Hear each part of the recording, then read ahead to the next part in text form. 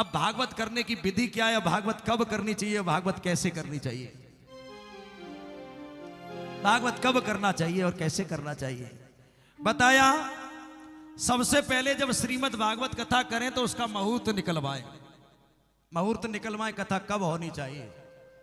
लेकिन मेरा व्यक्तिगत मानना यह है कि अपने बेटे का विवाह करो, मुहूर्त निकलवाओ, दुकान रखो, मुहूर्त निकलवाओ, संसार के जितने काम है सब में मुहूर्त निकलवाओ, लेकिन भगवान के काम में कभी मुहूर्त नहीं निकलवाना चाहिए। बोलो, अरे भगवान को कौन मुहूर्त बताएगा कि भगवान की कथा कब शुरू करनी है।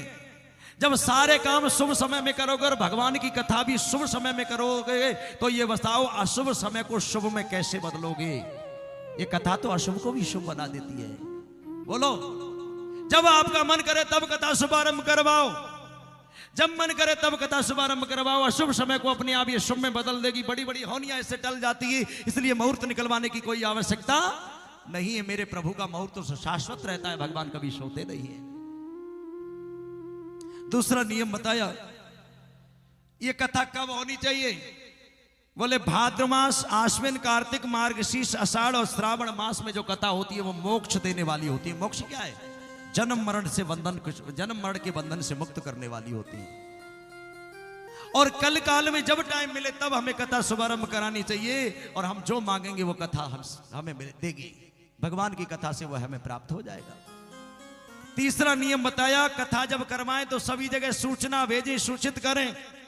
और चौथा बताया, श्रोताओं को स्थान और आवास और प्रसाद की व्यवस्था कथा करवाने वाला यजमान करवाए। पांचवा नियम, सूत महाराज सौनक आदि ऋषियों से कहते हैं कथा के 5 दिन पहले सारी तैयारियां कर लेनी चाहिए।